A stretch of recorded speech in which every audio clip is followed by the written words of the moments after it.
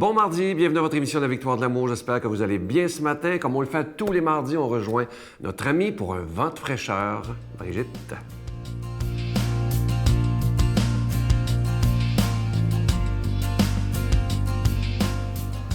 Bonjour tout le monde!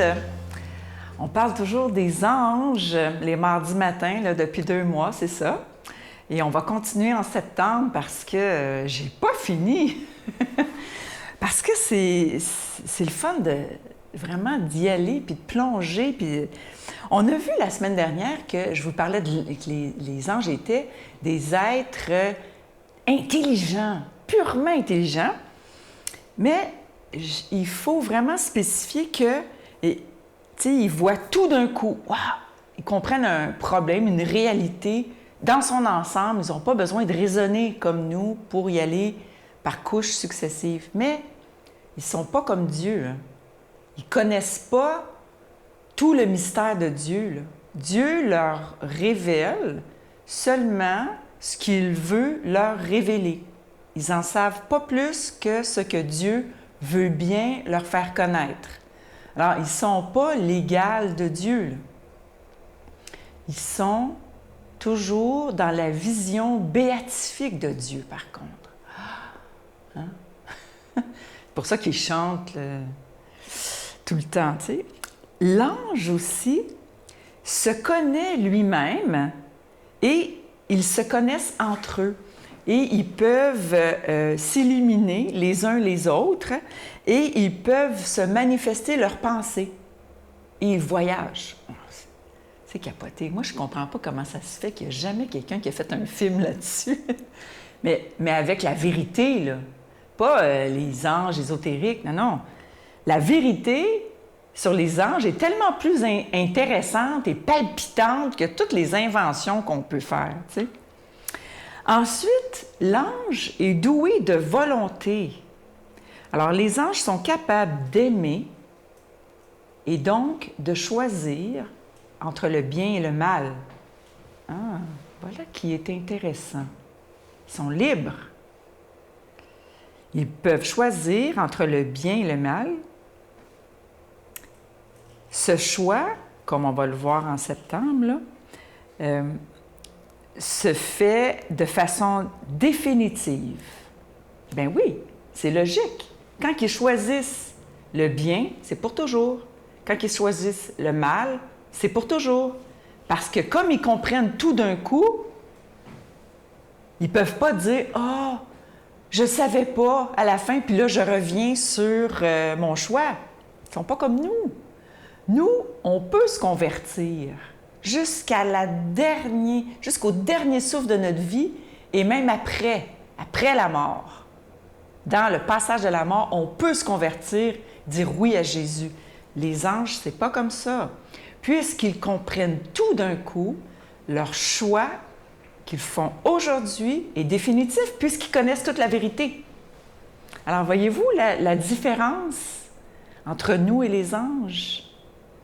Alors, c'est pour ça que en septembre, on va voir la chute des anges. Pourquoi il y a Satan et les démons? À la semaine prochaine. Notre Père qui es aux cieux, que ton nom soit sanctifié, que ton règne vienne, que ta volonté soit faite sur la terre comme au ciel. Donne-nous aujourd'hui notre pain de ce jour. Pardonne-nous nos offenses comme nous pardonnons à ceux qui nous ont offensés. Ne nous laisse pas entrer en tentation, mais délivre-nous du mal, car c'est à toi qu'appartient le règne, la puissance et la gloire pour les siècles des siècles. Amen. Mon Père, je m'abandonne à toi. Fais de moi ce qu'il te plaira. Quoi que tu fasses de moi, je te remercie. Je suis prête à tout, j'accepte tout, pourvu que ta volonté se fasse en moi, en toutes les créatures. Je ne désire rien d'autre, mon Dieu. Je remets mon âme entre tes mains. Je te la donne, mon Dieu, avec tout l'amour de mon cœur, parce que je t'aime, et que ce m'est un besoin d'amour de me donner, de me remettre entre tes mains, sans mesure, avec une infinie confiance, car tu es mon Père.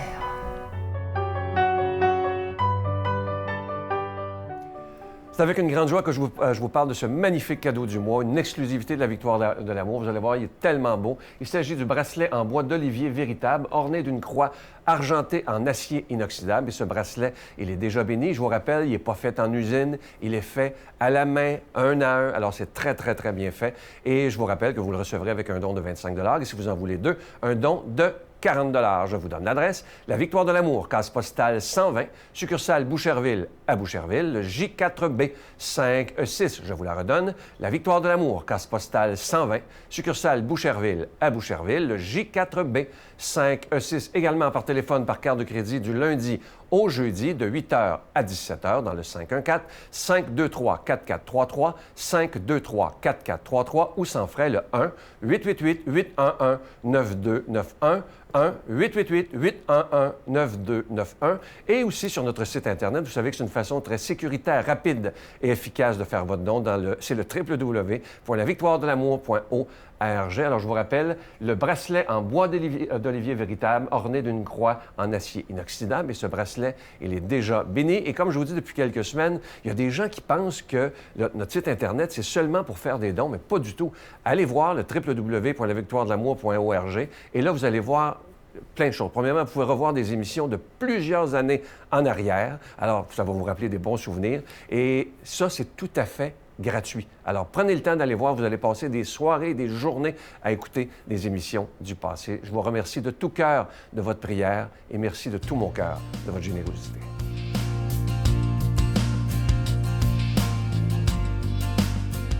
Mon Dieu, donnez-moi la sérénité d'accepter les choses que je ne peux changer, le courage de changer les choses que je peux et la sagesse d'en connaître la différence.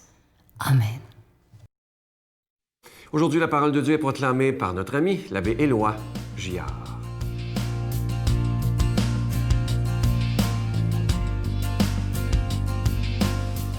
Bon matin, mes amis. Tout heureux d'être avec vous. 25 août. Ah, quand l'université puis le cégep recommence, là, ça veut dire que l'été est fini, hein? Ben, j'espère qu'il nous reste encore plein de belles choses à vivre dehors, que la température nous réserve des belles surprises. Et l'Évangile d'aujourd'hui nous force à nous questionner en profondeur, je pense, pour qu'il y ait des belles choses qui surgissent aussi de nous. Il y a toujours du nouveau que l'Évangile peut faire surgir. On est dans Matthieu. Alors, Jésus disait, « Malheureux êtes-vous, scribes et pharisiens hypocrites, parce que vous payez la dîme sur la menthe, le fenouil et le cumin, mais vous avez négligé ce qui est le plus important dans la loi, la justice, la miséricorde et la fidélité. Voilà ce qu'il fallait pratiquer sans négliger le reste. Guides aveugles, vous filtrez le boucheron et vous avalez le chameau. Malheureux êtes-vous, scribes et pharisiens hypocrites, parce que vous purifiez l'extérieur de la coupe et de l'assiette, mais l'intérieur est rempli de cupidité et d'intempérance. Pharisiens aveugles, purifie d'abord l'intérieur de la coupe, afin que l'extérieur aussi devienne pur. Depuis une dizaine d'années à peu près, j'ai appris ça il n'y a pas longtemps, je ne le savais pas, le 21 mars est la journée mondiale de la trisomie 21. Vous savez ce que c'est, les gens qui sont atteints de trisomie 21? Autrefois, on les appelait, je vais appeler le nom parce que je ne veux pas le prononcer, M-O-N-G-O-L, vous comprenez? Des personnes handicapées. Bon. Alors, la journée mondiale, c'est pour qu'on change notre regard sur la différence, quelle qu'elle soit. Puis les organisateurs, pour montrer qu'il faut s'habituer, parlent pas de la différence et de provoquer un peu dans ce sens-là, nous proposent un geste de soutien très concret et funné. Figurez-vous donc qu'ils nous proposent, le 21 mars, de mettre deux bas différents. Un bas différent dans chacun de nos souliers, pour souligner la journée des gens qui sont différents. Je trouve ça sympathique. Je ne sais pas ce que vous en pensez. Alors, c'est original et sympathique. Alors, dans un sens positif, nous, les disciples de Jésus, il faudrait qu'on soit reconnus parce qu'on a un petit quelque chose de différent, pas pareil, mais dans un sens positif aussi, bien sûr, qui questionne de manière vraiment constructive et non pas désobligeante les gens autour de nous. Ce qui a de l'impact dans le monde, on ne le dit pas, on le dit assez, hein? Ce n'est pas les paroles, ce n'est pas les gestes d'éclat. Ce qui a de l'impact dans le monde, c'est ce que je deviens. Ça, c'est incontournable. Dans l'Évangile qu'on vient d'entendre, Jésus ramasse les leaders religieux de son époque Et il leur dit, en quelque part, vous avez des belles attitudes à l'extérieur, mais votre cœur est devenu sec et infidèle, tiens, au-dedans de vous. Votre différence n'a aucun impact bienfaisant. Et il leur dit pas ça comme ça, là, mais au fond, c'est la peur qui les guide et qui, inconsciemment, les fait agir de telle manière qu'ils ne se feront pas remettre en question parce qu'ils auraient bien trop peur. Hein? En connaissez-vous des personnes qui ont de l'impact par leur différence? Et moi, puisqu'on parlait tantôt des gens, personnes handicapées, moi, j'ai vécu plusieurs années comme, en lien avec une communauté Foi et Lumière, puis avec des communautés de l'Arche. Et j'ai vécu des expériences inoubliables avec ces gens-là. Des célébrations, entre autres. Oh, c'était tellement touchant. Puis les gens qui passaient 1 an, 2 ans, qui donnaient une partie de leur vie pour ces personnes-là, ne cherchaient pas à adorer leur image. Ils vivaient simplement quelque chose de vrai avec Jésus qui les forçait, en quelque part, à s'engager. Et je me disais que c'est pas si fréquent que ça, puis il faudrait que nous, les chrétiens, dans le monde, on soit comme un levain, une différence, qui invite les gens à purifier l'intérieur pour que l'extérieur devienne un peu plus pur, comme Jésus vient de le dire. La plupart du temps, les gens qui vivent quelque chose de profond, c'est des gens qui ont souffert, bien sûr, qui n'ont pas eu le choix de s'ouvrir. C'est mon cas, moi, en tout cas. Et il y a souvent des gens qui me disent « Toi, tu as l'air chanceux, t'es chanceux, tu as l'air de vivre quelque chose de profond avec Dieu. Moi, il ne se passe rien quand je prie. » Je leur dis « Vous savez, si tu veux faire une vraie expérience de Dieu, il faut que tu lâches ton ego. » Et ça, on n'est pas prête à faire ça. C'est la souffrance qui nous invite à faire ça. Mais on a tous et toutes au-dedans de nous des petits côtés. Hein?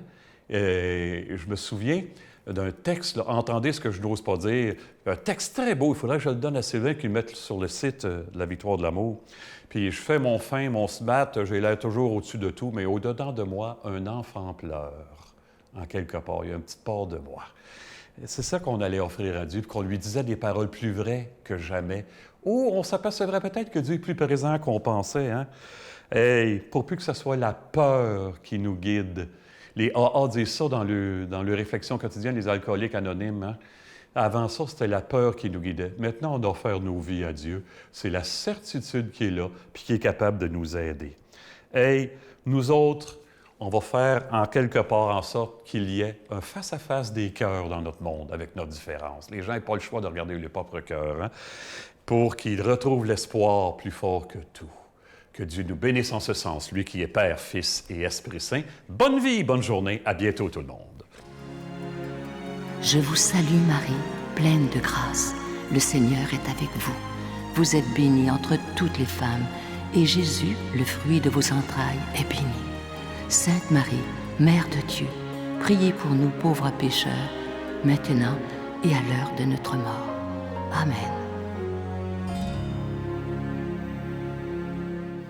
Avant de vous quitter, je veux vous laisser avec une très, très belle pensée qui dit ceci. Écoutez bien, parce que c'est tellement vrai.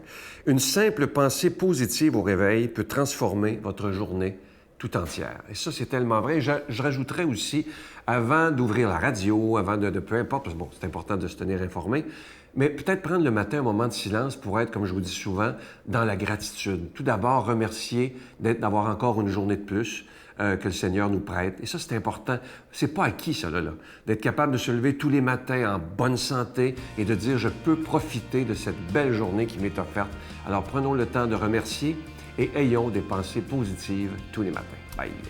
Alors, aussi bien mourir en faisant quelque chose pour les autres, en se donnant à 100%, puis en étant capable d'aimer. Parce que je pense que quand on se donne, on vit vraiment l'amour. Abba, Père, je suis